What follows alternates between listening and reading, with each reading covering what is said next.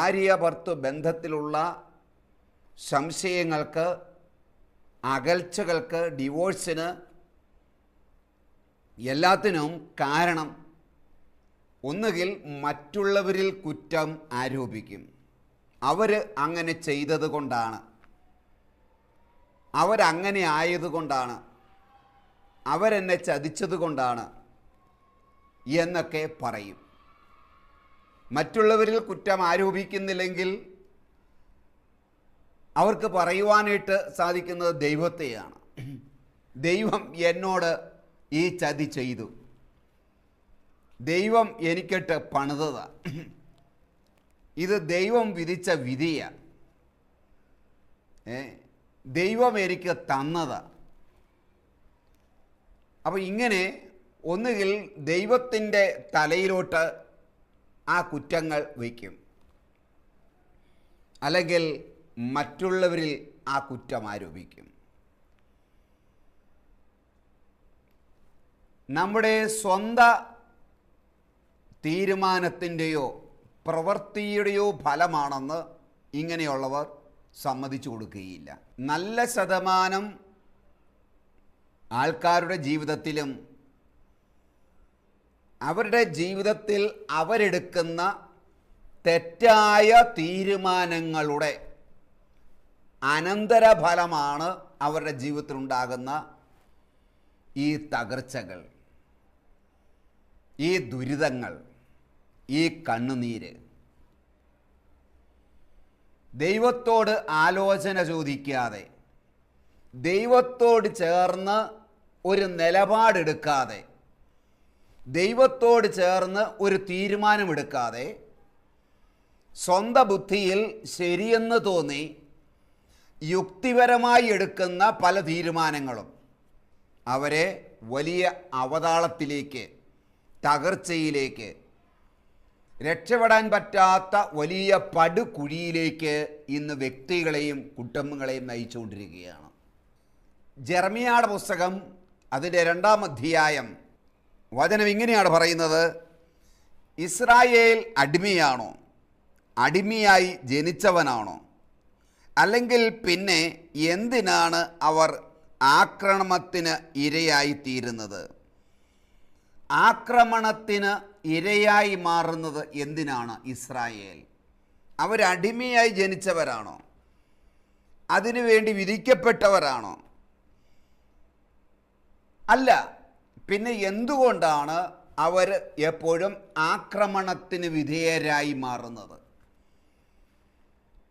അവരുടെ മേൽ എപ്പോഴും തിന്മ വിജയം വരിച്ചുകൊണ്ടിരിക്കുന്നതിൻ്റെ കാരണം, യുദ്ധങ്ങളിൽ പരാജയപ്പെടുന്നതിൻ്റെ കാരണം, ദുഃഖങ്ങളും പട്ടിണിയും അവരെ അലട്ടുന്നതിൻ്റെ കാരണം എന്താണ്? ഇത് അനുഭവിക്കാനായിട്ടാണോ അവരെ ദൈവം സൃഷ്ടിച്ചത് അല്ലെങ്കിൽ വിളിച്ചത്? താഴോട്ട് വായിക്കുമ്പോൾ വായിക്കുവാൻ നമുക്ക് സാധിക്കും: യാത്രയിൽ നിന്നെ നയിച്ച ദൈവമായ കർത്താവിനെ ഉപേക്ഷിക്കുക വഴി ഇവയെല്ലാം നീ സ്വയം വരുത്തി വച്ചതല്ലേ? നിന്റെ യാത്രയിൽ നിന്നെ നയിച്ച ദൈവത്തെ നീ ഉപേക്ഷിച്ചത് വഴി നീ സ്വയം വരുത്തി വെച്ചതല്ലേ ഇവയെല്ലാം.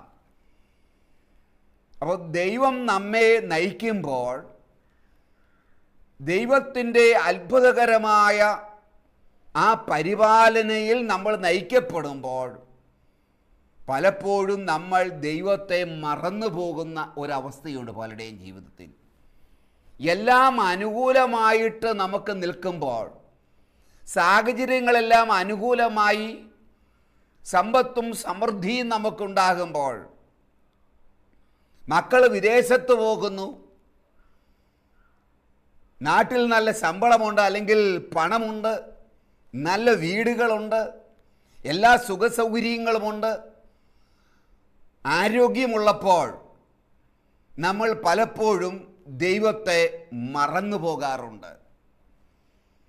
നമ്മളെ കഴിഞ്ഞ കാലങ്ങളിൽ നയിച്ച, നടത്തിയ ദൈവത്തെ മനഃപൂർവ്വം വിസ്മരിക്കുമ്പോൾ നമ്മുടെ ജീവിതത്തിലേക്ക് അനർത്ഥങ്ങൾ കടന്നു വരുന്നു എന്ന് തിരുവചനം നമ്മളെ പഠിപ്പിക്കുകയാണ്. നിന്നെ നാളിതുവരെയും നയിച്ച, നിന്റെ കൂടെ നിന്നോടൊപ്പം യാത്ര ചെയ്ത ആ ദൈവത്തെ നീ ഉപേക്ഷിച്ചത് വഴി, കണ്ടോ, നീ സ്വയം വരുത്തി വെച്ചതല്ലേ ഇവയെല്ലാം. അപ്പം നമ്മുടെ ജീവിതത്തിൽ പല തകർച്ചകളും ദുരന്തങ്ങളും അത്യാഹിതങ്ങളും ചില അപകടങ്ങളും ധനനഷ്ടങ്ങൾ, കടബാധ്യതകൾ, ദാരിദ്ര്യം, ചില കുടുംബ തകർച്ചകൾ, കണ്ണുനീർ, ഡിവോഴ്സ് കേസുകൾ, ഇതിൻ്റെയൊക്കെ പിന്നിൽ സൂക്ഷ്മമായി പരിശോധിച്ചാൽ ഏറിയ പങ്കും അവരവരുടെ തീരുമാനത്തിൻ്റെ ഫലമായി സംഭവിച്ചതാണ് ഇതെല്ലാം.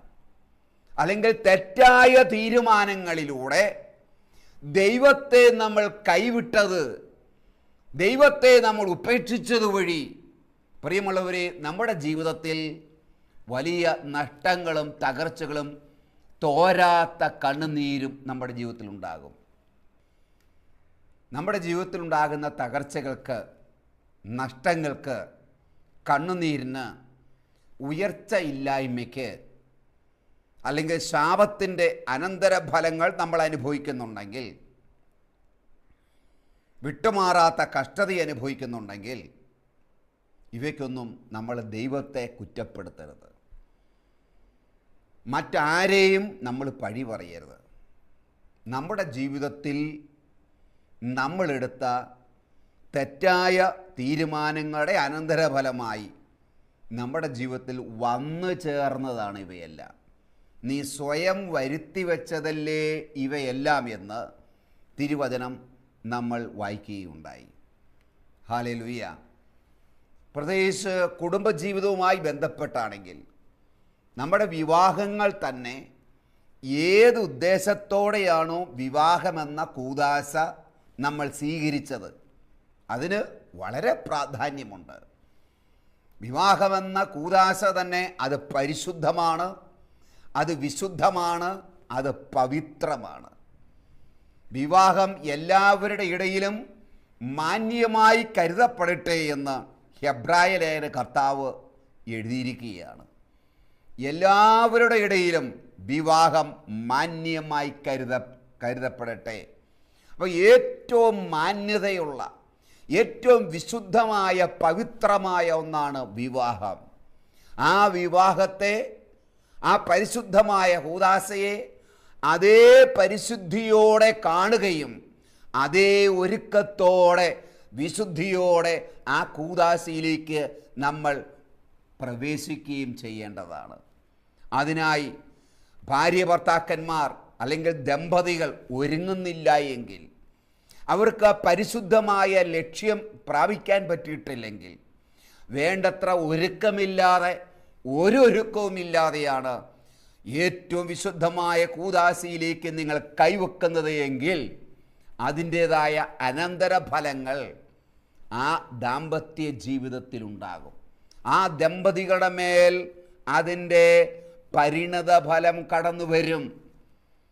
കാരണം അയോഗ്യതയോടെ ഈ അപ്പം ഭക്ഷിക്കുന്നവർ തനിക്ക് തന്നെ ശിക്ഷാവിധി കൈവരുത്തുന്നു എന്ന് കൊരിന്തോസ് ലേഖനത്തിൽ നമ്മൾ വായിക്കുന്നുണ്ട്.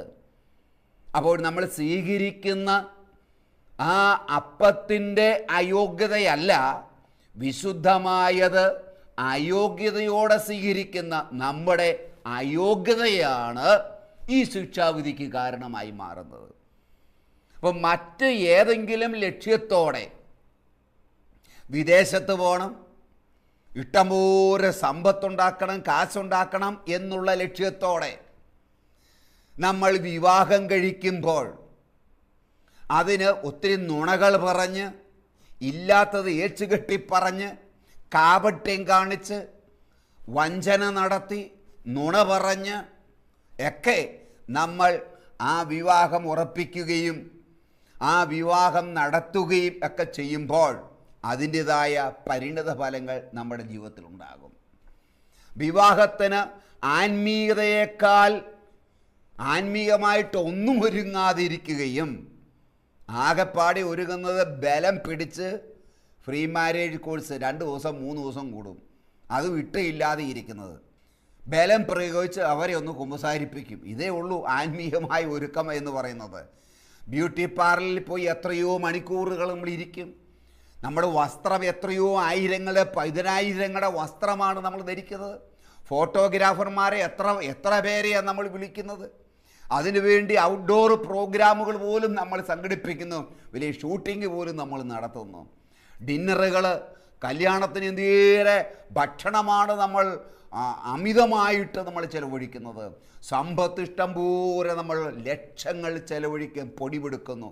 അപ്പോൾ ഭൗതികമായ വിധത്തിൽ ലോകത്തിലെല്ലാവരും ചെയ്യുന്നത് പോലെ ജഡികമായ ഭൗതികമായ വിധത്തിൽ എല്ലാം നമ്മൾ ചെയ്യുന്നു അല്ലേ? പക്ഷേ ആത്മീയമായിട്ട് എത്ര പേര് എത്രമാത്രം ഒരുങ്ങുന്നുണ്ട്? അപ്പോൾ വേണ്ട വിധം ഒരുക്കമില്ലാതെ ഭൗതികതയ്ക്ക് മാത്രം പ്രാധാന്യം കൊടുത്തുകൊണ്ട് വിശുദ്ധമായ കൂദാശയിലേക്ക് പ്രവേശിക്കുമ്പോൾ അതിൻ്റെ അനന്തരഫലം ആ ദമ്പതികളുടെ മേൽ, ആ കുടുംബത്തിന് മേൽ ഭാവിയിൽ വരാൻ സാധ്യതയുണ്ട്. അവർ മാനസാന്തരപ്പെടുന്നില്ല എങ്കിൽ, അവർ യേശുവിനോട് ചേരുന്നില്ല എങ്കിൽ അവരുടെ ജീവിതത്തിൽ ഭിന്നതകളുണ്ടാകും, എതിരഭിപ്രായങ്ങളുണ്ടാകും, ഒരാളുടെ ആശയത്തോട് മറ്റൊരാൾക്ക് ചേരാൻ പറ്റാത്ത അവസ്ഥയുണ്ടാകും, മിസ്അണ്ടർസ്റ്റാൻഡിങ് ഉണ്ടാകും.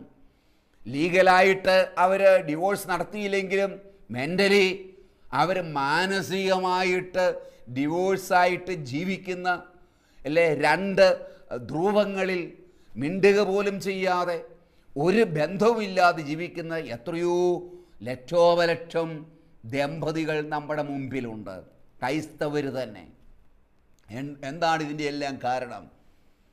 എന്തുകൊണ്ടാണ് ഇവരുടെ ജീവിതത്തിൽ ഈ സമാധാനം അനുഭവിക്കാൻ പറ്റാത്തതിൻ്റെ കാരണം?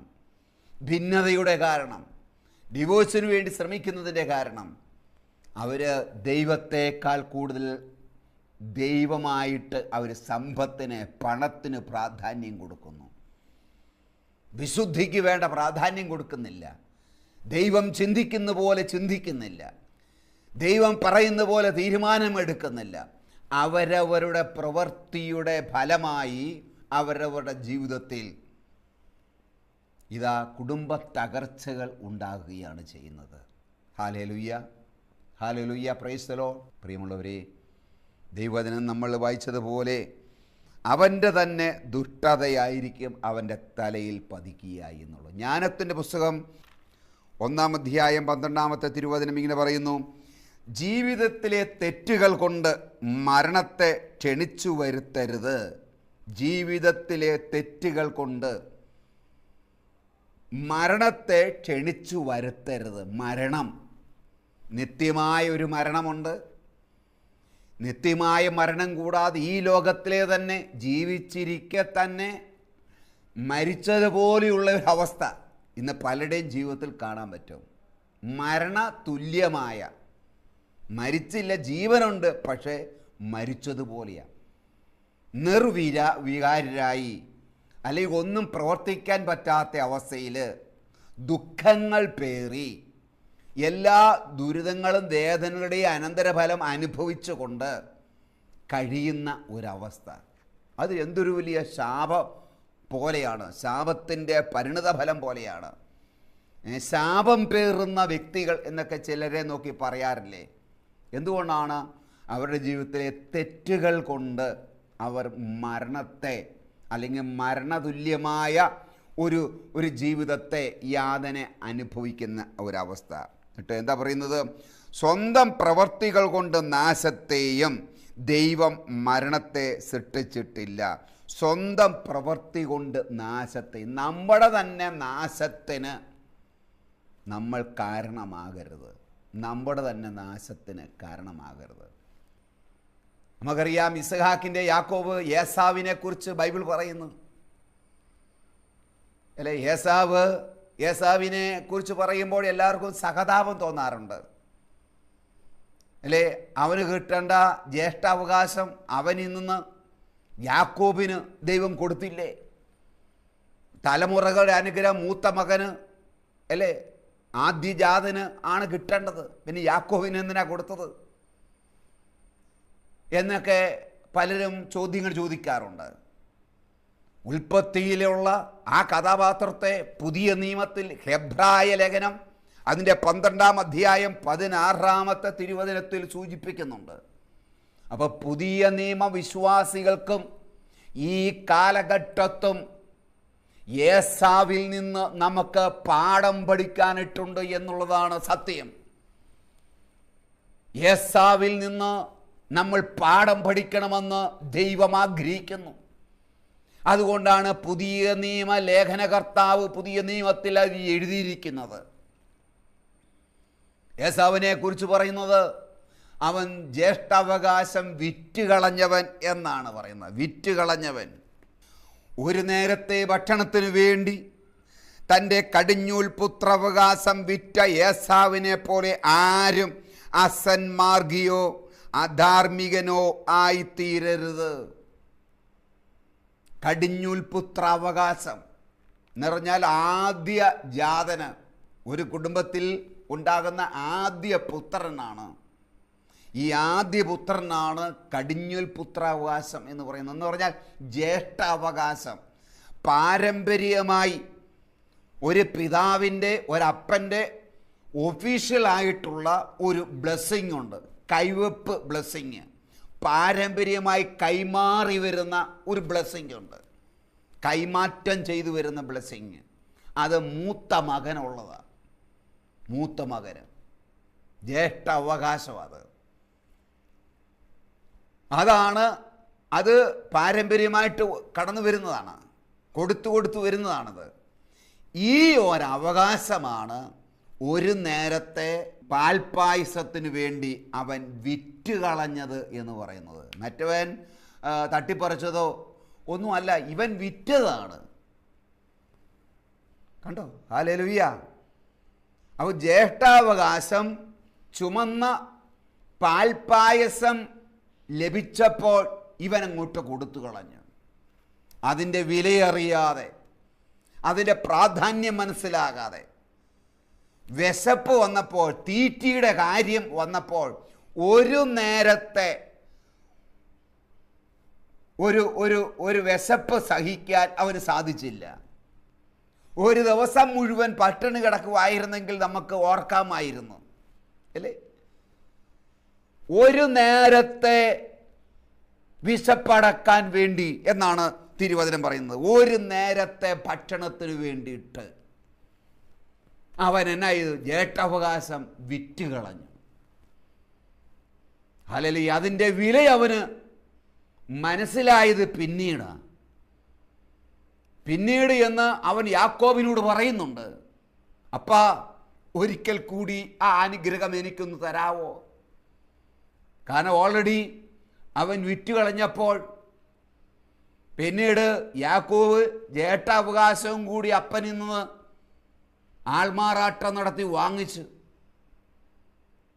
അപ്പോൾ മൊത്തം അനുഗ്രഹം യാക്കോബിന് കിട്ടി. ഇവൻ ഏസാവ് അനുദപിക്കുന്നുണ്ട്, അല്ലെങ്കിൽ പശ്ചാത്തപിക്കുന്നുണ്ട്, അവൻ കരയുന്നുണ്ട്. എനിക്ക് ഒരിക്കൽ കൂടി ആ അനുഗ്രഹം തരാമോ? അവന് അനുഗ്രഹമില്ല. ഒറ്റ പ്രാവശ്യമേ ഉള്ളൂ ഈ അനുഗ്രഹം, ജ്യേഷ്ഠാവകാശം. അത് അവൻ വിറ്റുകളഞ്ഞു. പിന്നീട് അതിനെ ഓർത്ത്, നഷ്ടപ്പെട്ടതിനെ ഓർത്ത് അനുദപിച്ചിട്ടും ഈ ഏസാവിനത് മടക്കി കിട്ടിയില്ല എന്ന് തിരുവചനം നമ്മളെ പഠിപ്പിക്കുകയാണ്. ഹല്ലേലൂയ. അപ്പോൾ ദൈവം തിരസ്കരിച്ചതല്ല, ദൈവം അവന് കൊടുക്കാതിരുന്നതല്ല, ദൈവം യാക്കോബിന് കൊടുത്തതല്ല, പിന്നെയോ ഇവൻ വിറ്റുകളഞ്ഞതാണ്. അപ്പോൾ ഒരു നേരത്തെ ആഹാരത്തിന് വേണ്ടി ജ്യേഷ്ഠാവകാശം വിറ്റുകളഞ്ഞ അവന്, അതുകൊണ്ടാണ് പിന്നീടുള്ള പ്രാർത്ഥനയിലെല്ലാം ഇന്നേ വരെ നമ്മൾ ഇങ്ങനെ പ്രാർത്ഥിക്കുന്നത്, അബ്രഹാത്തിൻ്റെയും ഇസഹാക്കിൻ്റെയും യാക്കോബിൻ്റെയും ദൈവമേ എന്ന്. സത്യത്തിൽ യാക്കോബിന് പകരം ഏസാവിൻ്റെയും ദൈവമേ എന്ന് പറയേണ്ടതായിരുന്നു. പക്ഷേ അത് മാറ്റപ്പെട്ടതിൻ്റെ കാരണം അവൻ്റെ തന്നെ പ്രവൃത്തിയുടെ അനന്തരഫലമാണ് അത് നഷ്ടപ്പെടാനിട്ട് കാരണം. ദൈവത്തിൻ്റെ മുമ്പിൽ അനുദപിച്ചിട്ടും അവനത് മടക്കി കിട്ടിയില്ല. ഇതുപോലെ ഒരു നേരത്തെ ആഹാരത്തിന് വേണ്ടി എന്നതുപോലെ വളരെ തുച്ഛമായ ചെറിയ ചെറിയ കാര്യങ്ങൾക്ക്, ലാഭങ്ങൾക്ക് വേണ്ടിയിട്ട്, സുഖങ്ങൾക്ക് വേണ്ടിയിട്ട് ദൈവത്തിൻ്റെ അഭിഷേകം നഷ്ടപ്പെടുത്തുന്ന എത്രയോ പേര് നമ്മുടെ മുമ്പിലുണ്ട്. നീ മദ്യപിക്കുമ്പോൾ ആ അല്പനേരത്തെ സന്തോഷത്തിന് വേണ്ടി, അത് കുടിക്കുമ്പോഴുള്ള ഒരു ചെറിയ സുഖത്തിന് വേണ്ടിയിട്ട് ദൈവത്തിൻ്റെ പരിശുദ്ധാത്മാവിനെ നീ നിർവീര്യമാക്കുക ചെയ്യുന്നത്. സ്വർഗം തന്നെ നിന്റെ മുമ്പിൽ അടയ്ക്കപ്പെടുക ചെയ്യുന്നത്.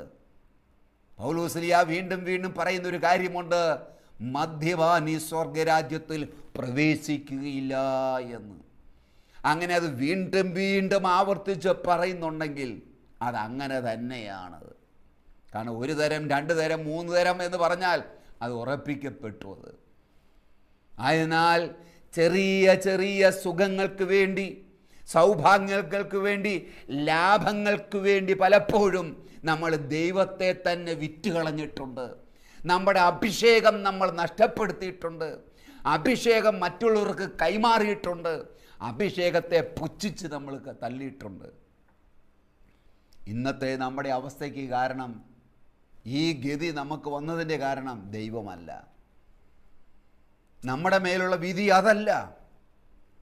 എന്നെക്കുറിച്ചൊരു വലിയ പദ്ധതിയാണ് ദൈവത്തിന് നമ്മളെക്കുറിച്ച് ഉള്ളത്. പക്ഷേ നീ ഇതെല്ലാം സ്വയം വരുത്തി വെച്ചതാണ്. അപ്പോൾ അതിനെ ഓർത്ത് നമ്മൾ അനുദപിക്കണം.